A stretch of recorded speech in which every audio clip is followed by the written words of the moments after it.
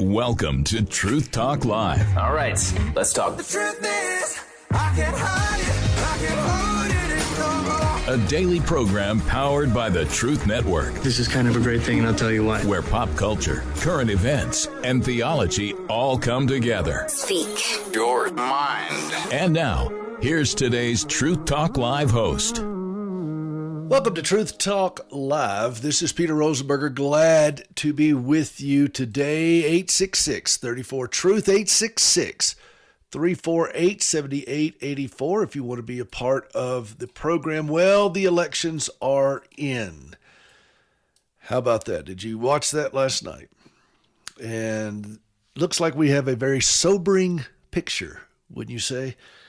New York City, the largest city in America, has elected a leader who openly embraces a worldview that is completely at odds with this nation's founding, with our Judeo-Christian values and ethics. For all intents and purposes, it is now a Marxist Muslim who is going to lead the largest city in America. What do you think about that? New Jersey, they elected a governor who has already pushed hard for LGBTQ curriculum for very young children. In fact, she's on record saying that she's advocated that this should be taught. She said in an interview, of course, parents have the right to voice their opinions about the curriculum and so forth, but this should be taught. LGBTQ curriculum should be taught. And then Virginia, they elected an attorney general who doesn't appear to have a whole lot of qualifications to be in the spot. I don't think he's ever prosecuted anybody. That's what attorney generals do. But this guy texted that he wanted his opponent killed and his family killed. And you come out and apologize for that, but wow, how do you walk that back? And this is where we are in America today. Some of us remember back in 1988, I'm dating myself a little bit, but when Joe Biden dropped out of the presidential race then because of plagiarism. And that was enough to end his campaign. Now, I never did understand how Ted Kennedy survived Chappaquiddick, but that's a conversation for another time. But compare that with where we are now and what we accept and even celebrate. We've come a long ways down a very ugly slope. Scripture gives us some language for moments like this. Isaiah spoke of a nation that rejected God's wisdom and was given leaders who reflected that rebellion. If you remember, that's exactly what happened with King Saul in the first place. The people wanted a king to be like other nations, and it was rejecting God. God said as much to Samuel. But God said, I will make boys their princes, and infants shall rule over them. And he was describing leadership marked by immaturity, instability, emotional impulsiveness. Does that ring with you and what you see on the news? Do you see immaturity, instability, and emotional impulsiveness? Free stuff in the grocery stores. The city will own the grocery stores. We'll have free stuff there. That's what Mandami says. Buses will be free. Do you think the homeless will like that? They'll just sit on the bus all day long. Would you like to get on a bus that's free, that's filled with homeless people just riding around? Would you feel comfortable about that? He also has said, on record, that, the cops are the problem. Well, we're about to find out what he's going to do. But Isaiah was pretty clear. I will make boys their princes when he spoke the word of the Lord, and infants shall rule them. This guy's never had a job, 34 years old, never had a job. And now he's going to run the largest city in America. And the things he has said are mind-numbingly infantile. When a people abandon God, they will elevate rulers who look like that abandonment. Adults stop leading and children take their place. Proverbs tells the same truth a little bit more simply. When the righteous increase, the people rejoice, but when the wicked rule, the people groan. So the question is not only what happened last night, the deeper question is, what does this mean for believers who resist the world's encroachment on their faith, their families, and their freedom to raise the children without that woke mind virus being pumped into their schools? Do you pay attention to your children's curriculum? Maybe some of you don't have young children anymore. I talked to my son about this, about his children. Pay attention to the curriculum. Pay attention to the word problems in math and see if they're not weaving in all the stuff they're doing. Bill Gates has come out and said climate change is no longer an existential threat. How much money has been spent with the political pressure applied by the climate change folks? And now here's the one guy who was promulgating this stuff a lot more than most. And people used to say, I remember Dan Rather saying back in the early 80s that the world will be gone long before now. He said, I think like 12 years, and that was 40-something years ago. Yeah, but it's just ridiculous. And how much money have we spent? How much time have we wasted on these kinds of things? What does it mean for those of us who want to live out our faith without being pressured into that new orthodoxy that you saw last night get swept into office? We need clarity, and we need courage, and we need to talk honestly about where we're heading. What do you think about this? Are you concerned? You say, well, Peter, that's in New York, and that's in Virginia. There are people listening to this program in New York and Virginia and New Jersey. We got brothers and sisters in Nigeria that are being butchered while the Pope's out there blessing a block of ice, all in the name of climate change. Well, now Bill Gates is saying that's not an existential threat. Do you think that our brothers and sisters that are being butchered in Nigeria think climate change is an existential threat to them? I mean, remember Joe Biden, he preached that. He said it is the biggest thing. John Kerry out there, he's been preaching that as well, that this is the biggest thing facing us, and we have to do something about it right now. And all of a sudden now, wait. Bill Gates is saying, no, not really. And all the people that predicted that the earth was going to end, some of us have been living around for a long time with this, and we remember when they said it was 10 years, 30-something years ago, like Dan Rather did, and like Ted Danson did. And like I just go through the list of all the Hollywood celebrities. We got 12 years. We got this. We got, now you got Greta Thunberg, who has abandoned climate change and just goes straight to hating Israel. It wasn't that long ago when she's at the United Nations saying, how dare you, how dare you? But now she's not talking about climate change anymore. She's talking about hating Israel. Isaiah 3 again says, I will make boys their princes and infants shall rule over them. Do you get the feeling that we're seeing that played out? Infants, people who are basically the maturity equivalent of children. There was a candidate the other day saying that we need to have the minimum wage at $30 an hour. Let me ask you a question about that. Why 30? Why not $31.23? Why not $44.15? Why did they give these round numbers? We're not going to tax anybody that makes under $250,000. Well, why not $249,000? What about $271,000? Do you see how they give these round numbers? Oh, that sounds good. That sounds right. But is it based in science? We got to follow the science. Remember that. Always trust the science. The science is settled, right? The science is settled. Science is not settled. My science textbook that they said was settled when I was in high school is certainly out of date now, wouldn't you say? But why these round numbers? Because we're being influenced and ruled by now children who make up stuff in order to get votes so they can stay in power and tell you what to do. That's a bold statement, isn't it? Am I wrong? Show me. Show me that I'm wrong. Because I don't understand why we don't have a minimum wage then of $75. If 30 is good, why not 75? Why not 100? At what point does it become problematic? And once you understand why it becomes problematic, then you'll understand why the minimum wage doesn't need to be at $30 an hour. But how do you have that conversation with children? How do you have that conversation with people who have bullied the culture into climate change as an existential threat and are now walking it back? How do you have that conversation with people who now admit that the president that we had for 4 years was incapacitated? How do you have that conversation with the mayor of New York who's promising all this free stuff, but you have people fleeing the city that have the tax base that he could pull that money from? Where's he going to get the money? How do you pay for it? Margaret Thatcher said it beautifully. Socialism sounds really great until you run out of other people's money. The church needs to be ready to respond to this with clarity, with maturity, with adult thinking. What do you think about that? 866-34-TRUTH, 866-348-7884. We'll be right back. You're listening to the Truth Network and truthnetwork.com.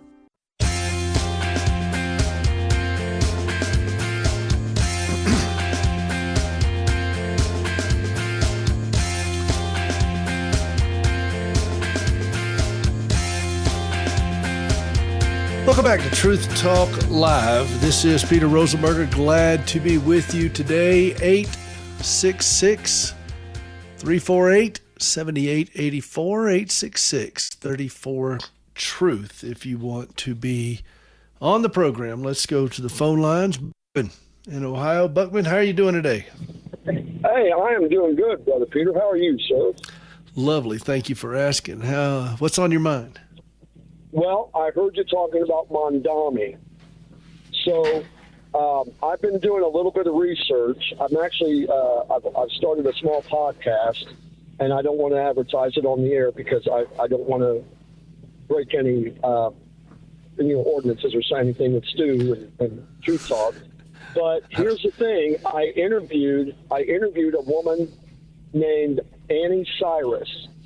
And Peter, this woman's testimony is heartbreaking. Now, she's Islamic American. She's a former Islam. And I said, Annie, describe yourself in one sentence. She goes, Busman, it's this. I'm a child of God who was raised in hell until I came to the United States of America at 17 years of age. How you like them apples, Peter? Now, she's in her... I think, sir, she's in her late 30s, maybe early 40s. But her testimony is incredible. It's almost unbelievable because of the horror that the Islamic faith did to this young kid. And so to get Mondami in there as one of our lead governors, and I'm saying that as just, okay, once he gets a governorship of a major. No, he's a mayor. He's a mayor. Mayor. Thank you for the correction. Mayor, but still, that's a significant point of power that a human can have. Would you not agree? It is. It's a mayor of New York is bigger than a lot of governors. Yeah. There you go. That's why I was thinking governor, because you're right. He's only mayor of New York. And you said, did I hear that right? Because I just got in from the lumberyard. Did I hear you say that 80% of his constituency voted for him? I didn't say that. I don't know how much of his constituency voted for him. Okay. But it doesn't matter. He's going to be the mayor. Yeah. And so we're going to see how this works.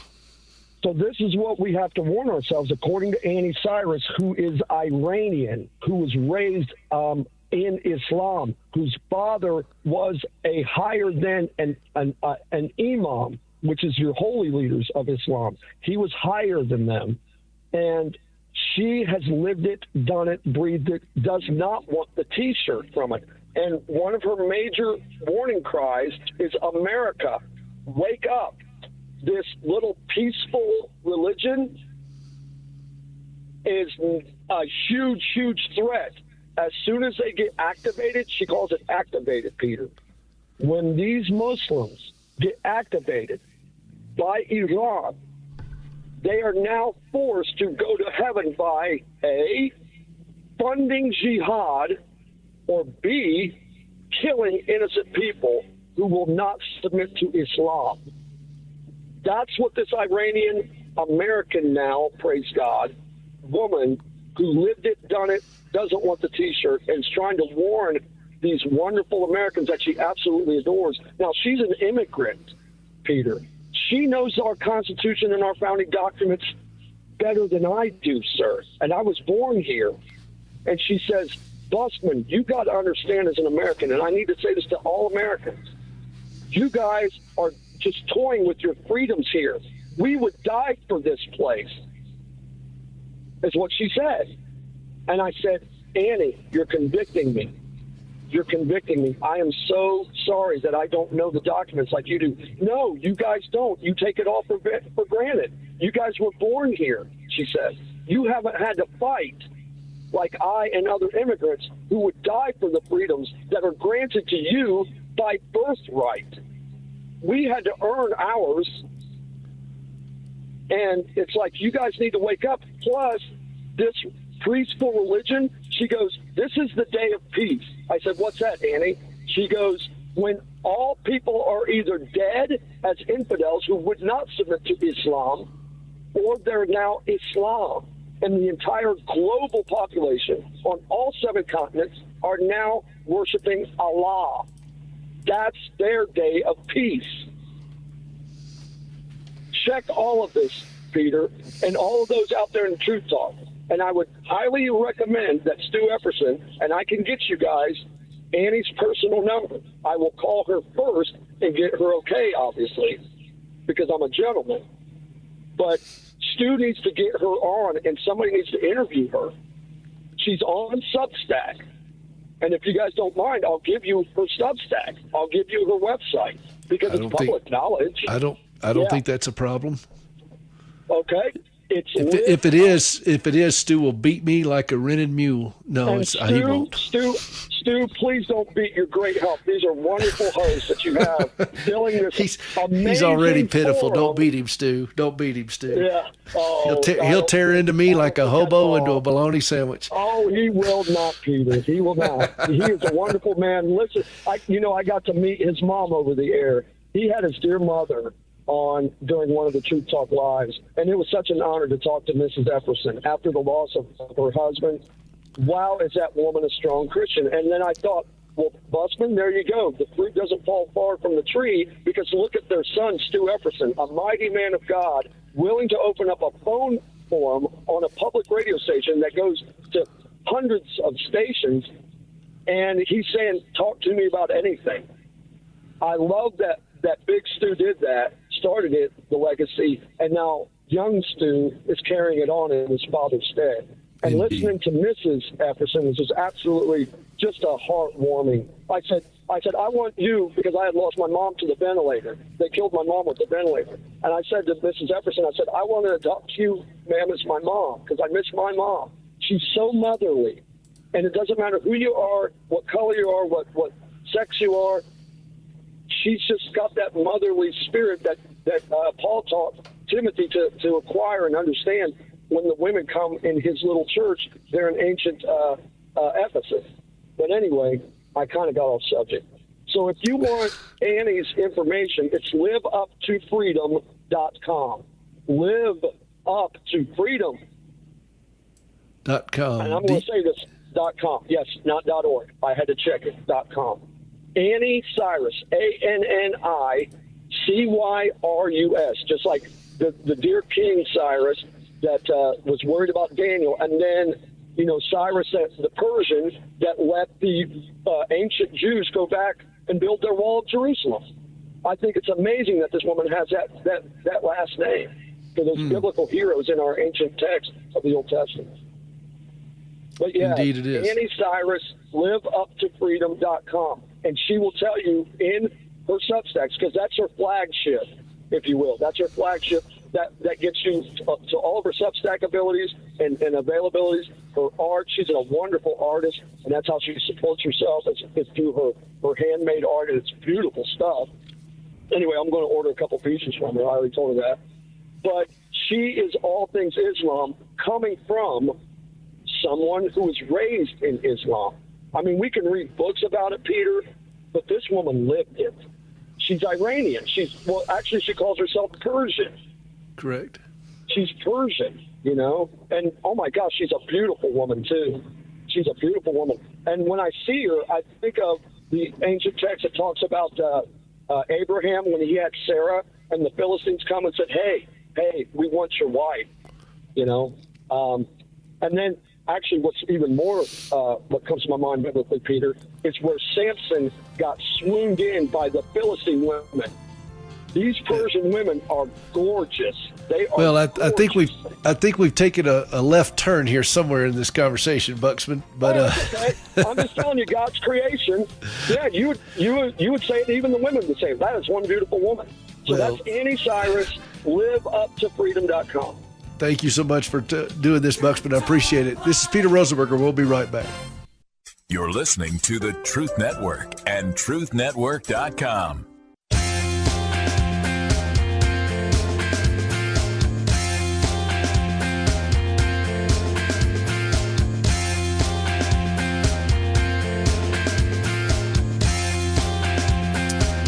Welcome back to Truth Talk Live. This is Peter Rosenberger. Glad to be with you. 866-34-TRUTH, 866-348-7884. I was cleaning windows this morning, and we've been working on this new addition we had, and we're in it, but there's been a lot of construction, so the windows get dirty. Now, when we started doing this addition, I told the contractor we had 3 things that we needed to accomplish. Accessibility, because my wife is severely disabled.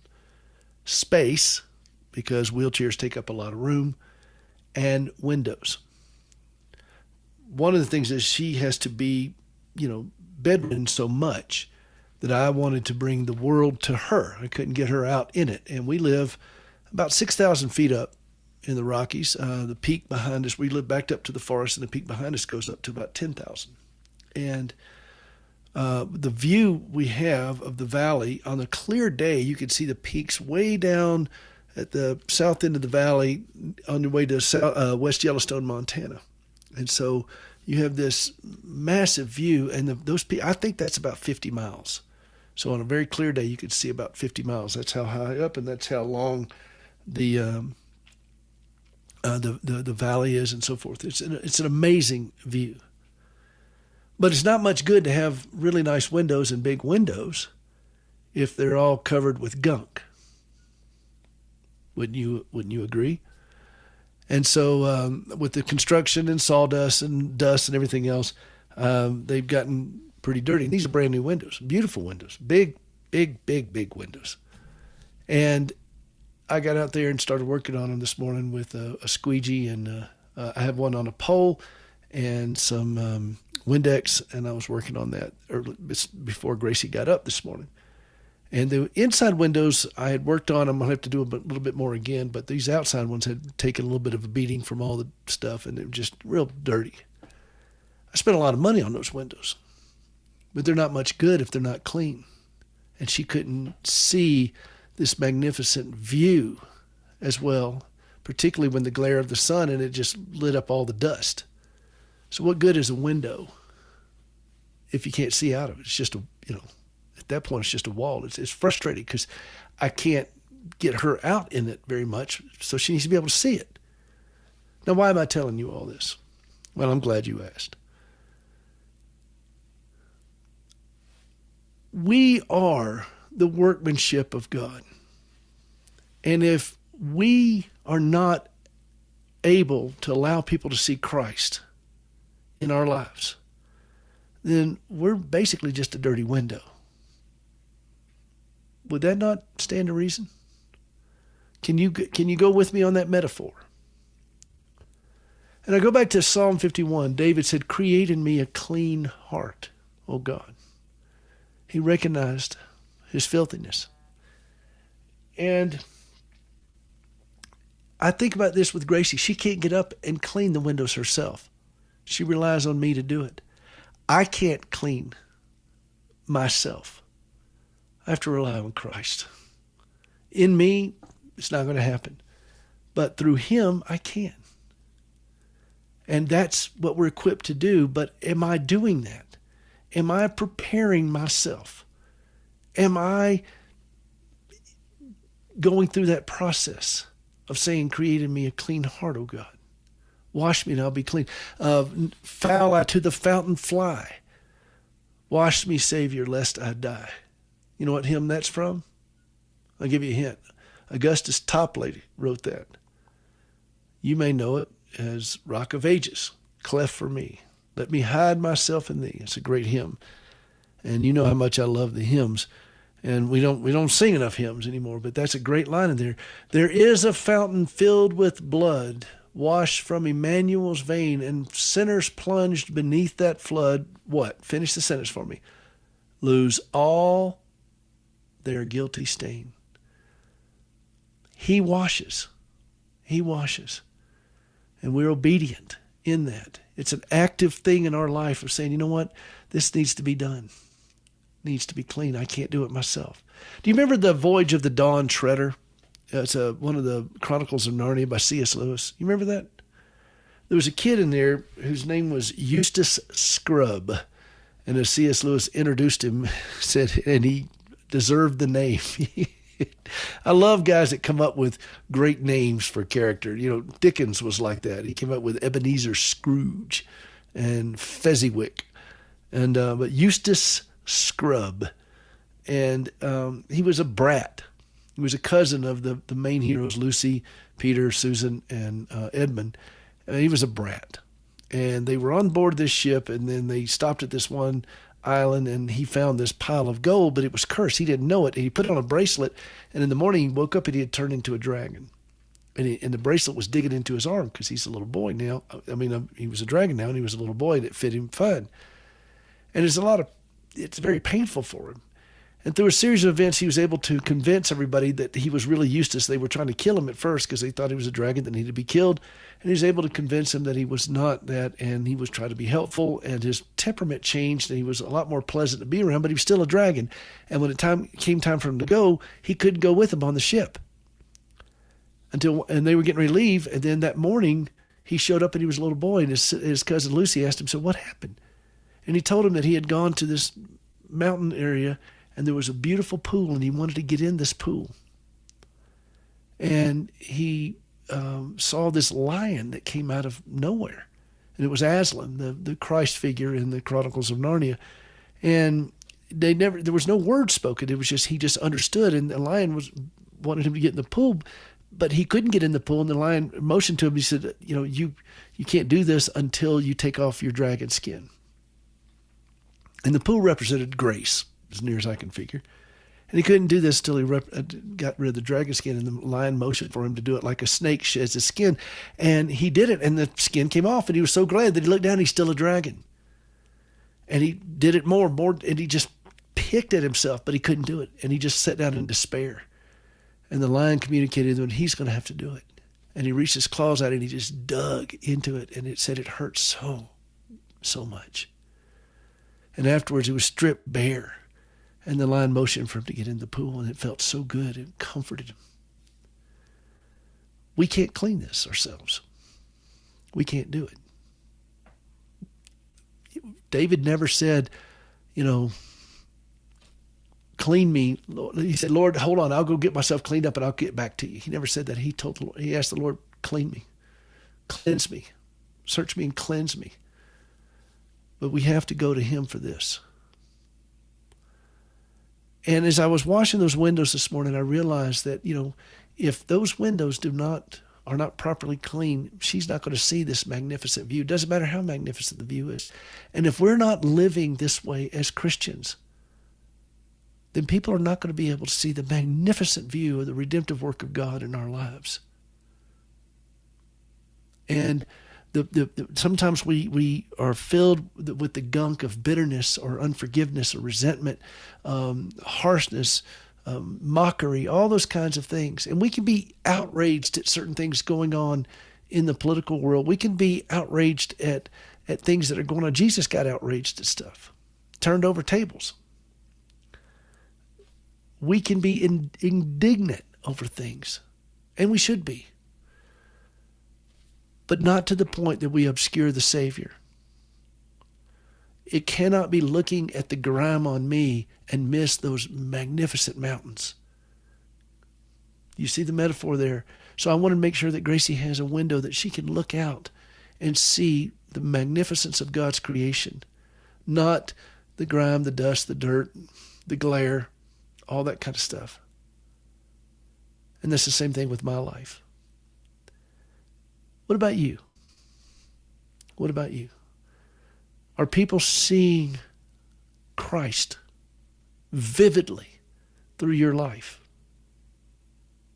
If not, why not? If so, why? Remember Keith Green? Loved his stuff. And he, it's hard to believe he's been gone now for 40 4 years. He was only 28 years old, I think, when he was in that plane crash. And he wrote a psalm that Gracie cut. She did a magnificent job. If I had it, I'd play it for you right now. But I need to be more like Jesus. And there's a line that says, my one and only goal is his image in my soul. So that, remember when John the Baptist said, he must increase, I must decrease. Kind of like cleaning the windows, isn't it? And we're going to be called upon in this culture of ours, which is increasingly hostile to God. And we haven't been used to this in America. We've been kind of an anomaly. The rest of the world has been used to this, like I referenced with Nigeria. They're used to this. Christians are taking a harsh treatment all over the world. It's here now. And they're going to scream, and they're going to do all those things. They're going to punish, they're going to mock, they're going to be derisive, they're going to, who knows what's going to happen. There are people, we don't know what's going to happen. When you get the kind of people that are running things now, that are getting into power in some of these cities, it's going to get, as Barney Fife said, man, it's going to get tough, and it's going to get tougher. Are we prepared to let the light of Christ shine brightly through us? Are we prepared for that? Are you prepared for that? Is that important to you? 866-34-TRUTH, 866-348-7884 if that resonates. And are we prepared to talk as adults to people who are functioning as children? And you've seen children when they act on selfish emotions and impulses. You've seen this. And this is what we have now in our culture, that there's an unreasonableness about them. You can see it. I mean, and you look at the comportment that people have. Civil discourse is out the window. I mean, people are just, the profanity that's coming from all sides. And just the coarseness of it. Are we prepared to step into that with adult leadership that people could see clearly in our lives the redemptive work of Christ? And if we're not, do you think that's important? Do you think it's time? Do you think that the time is now? Sure seems that way, doesn't it? 866-34-TRUTH, 866-348-7884. This is Peter Rosenberger. Glad to be with you. This is Truth Talk Live, and we will be right back. Truth Talk Live. You're listening to the Truth Network and truthnetwork.com.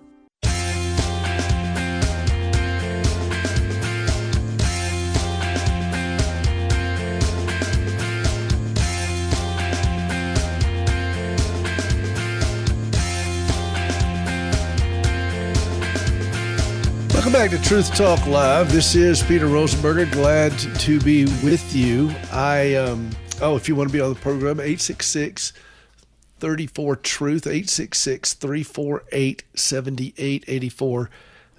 I have a Substack page. It's caregiver.substack.com.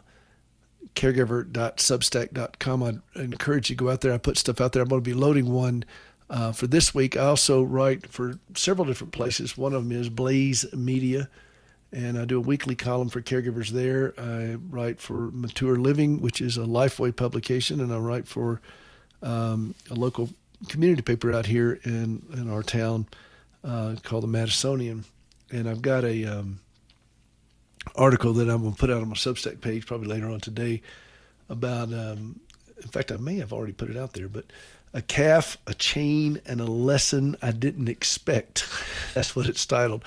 But I went out Monday and rescued this calf a week ago or so, and I may have talked about this a little bit last week, but it was kind of a rare moment of, I wasn't planning on going out there, but as I thought about that an awful lot, I thought, wow, what a metaphor for what God does in our life, and that we get ourselves into situations that we're stuck. I mean, there's nothing we can do at this point. We're just at the complete mercy of somebody to come along, and it's a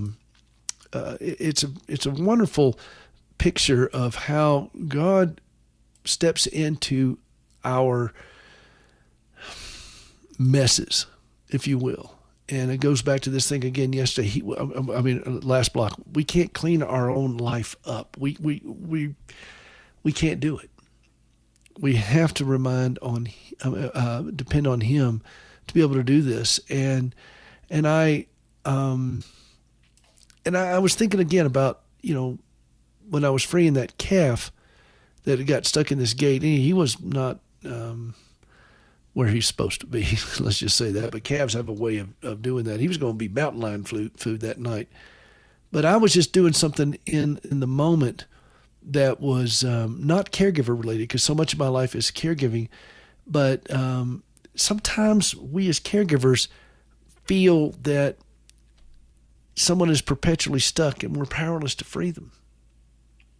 And before I close out this program today, I never want to miss an opportunity to talk to fellow caregivers, because that's what I do. And I talk to people who are taking care of people, and I promise you there are people in this audience who are doing that. And they're doing it, and they're overwhelmed, and they are struggling, and they are hurting and fearful and all those kinds of things. We have to find those things in our life that we can fix, do one and done, where we can just check it off of our list. Earlier this week, I leveled a refrigerator. Now, that doesn't sound like much to you guys. But the new part of our cabin is completely level, and it's brand new. The old part of our cabin was built in the 1800s, and a level is more of a suggestion here.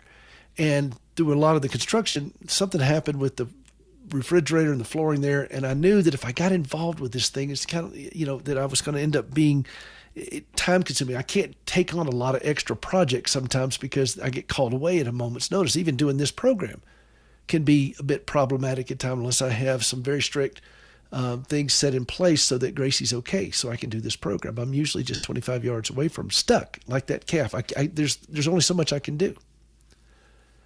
But it's as I looked at that refrigerator, it just kept bothering me. And finally, I just stopped everything I was doing. And I said, I'm going to take time to fix this thing. And I did. And I got it fixed, which is, I don't take for granted, because I was a, music major. They didn't teach me all this in music school. And it's one thing to fix it with just a crescent wrench and you get the legs level and you put the level. It's another thing to do it on a floor that was built in the 1800s. And it can be a bit challenging. And so it required some creativity. And it's not perfect level, but it's Montana level. How about that? The bubble is there, okay? I put the level on top. The bubble is there. I got it done, but just don't touch it a lot, okay? Just if you're ever here at the house, just let it be. Just leave it alone. But the point is, it's done, and I walked away from it. And I can do other things. I can't fix a lot of things with my wife. In fact, I can fix very little. I didn't do this to her, and I can't undo it. But it's important for us as caregivers to find those things that we can do today. Something we can do that's one and done, that we don't have to have it plaguing us on our mind. Check it off the box. Do things like that. I know I've kind of been a little bit all over the map today on some things, but the stuff with the election is weighing heavy on me. The things with making sure that the windows are cleaned, and I've done that now. I don't have to do that again for some time. I won't have to really do it through the entire winter because the air is so much more cleaner up here, but it's done. And it's been weighing heavy on me because Gracie couldn't see it, but I wanted to fix that. I want to fix the refrigerator, just little things that I can do. Yes, I may have to stop some things. Yes, I may have to reorganize my schedule, but it needs to be done. My question is, what needs to be done in your life that you can stop right now and just do it? Just get it done. Check it off your list so that it's one less thing that you've got to carry. It's a one and done. It's not a repeated task. We have lots of those as caregivers. But maybe this is something that you've been putting off, but it's irritating you. I cannot tell you the enormous satisfaction that comes from accomplishing the little things. So be faithful in the small things. That's the only wisdom I have today about this, because I know that so many of you are dealing with a family member who has Alzheimer's, or somebody who is an alcoholic, or somebody who has mental illness, a child with special needs, somebody, or in my case, with trauma, somebody with cancer, there's always something. There's so many different kind of afflictions. And it seems that whatever we do is pitifully small against that. But do not despise small beginnings. I've been told that for decades. And sometimes you just got to do something small. Today, I put aside everything and I cleaned the windows. And in the process, I gained insight into some things that evidently the Lord wanted to put on my heart to help me see something a little bit better, metaphorically and literally. The other day, I leveled a refrigerator. Maybe there's something out of balance in your life that resonates with you. The washing machine wasn't as hard to level as the refrigerator was. I just wanted to put that out there. It doesn't have to be grandiose. Sometimes it's just the small things. And you check that off the box. You say, you know what? I did it. It's done. And you move to the next thing. And you be good stewards with where you are. You're faithful in little, faithful in much. God has important things for each of us to do for the kingdom. We don't know what all those things are going to be. Don't know how this is all going to play out. The other night, I was just being a good steward of the ranch, and I went out there and a calf was stuck, and I saved that calf's life. It's not our calf, it's the ranchers we partner with. They summer graze up here. They're taking all the cows out next week because the snow's coming in. But that calf was money to this rancher. If I hadn't done this, if I hadn't been there, I promise you there would have been a buffet up there for the mountain lions. And that would have been money to this rancher. If we are constantly in a place of stewardship, I need to be good stewards of the ranch. I need to be good stewards of the window. I need to be good stewards of my refrigerator. And let God deal with the big things. We'll see his hand in it. I need to be good stewards of the window. Stewardship is not a word we talk about a lot in our culture, is it? Not something that we spend a lot of time with, because look how much in debt we are. Look how the money we spend. Look at the money we waste. Look at, like I said, with this thing with climate change. Look at all the money we've wasted. That Bill Gates said, we got to spend this money. And then we didn't really have to. Are we good stewards in the kingdom of God? You know, the currency of our country, the coin of the realm, if you will, for America is the U.S. dollar. That's the currency we use. But what is the currency in the kingdom of God? You know what that is? Obedience. What did Samuel tell Saul? Obedience is better than sacrifice. Jesus himself learned obedience through suffering. I mean, what the text says. That's the currency in God's realm. If you want to know what God values, it's obedience to the things that are at your hand to do. I cannot make Gracie's legs grow back, but I can clean the windows. I can level the refrigerator. I can save a calf. These are things that we can do. We don't know what God will do with our efforts. That's his business. We're just called to be obedient to what is at our hand to do. So my question to you is, as we close out this time together, what is at your hand to do? What is at your hand to do today, right now, that you can do? Maybe it's something as simple as cleaning the windows or leveling the refrigerator. Maybe it's something like saving a calf, an animal. There's stewardship opportunities all around us. And the more we do this as individuals, the more we'll do this as communities. The more we do this as communities, the more we'll do this as a nation. And this nation needs good stewards. Would you agree? This is Peter Rosenberger, peterrosenberger.com. I got a new book out. It's called A Caregiver's Companion. You can get it wherever books are sold. Go out to the website today and you'll see. Thanks for taking the time with me today. We'll see you next time.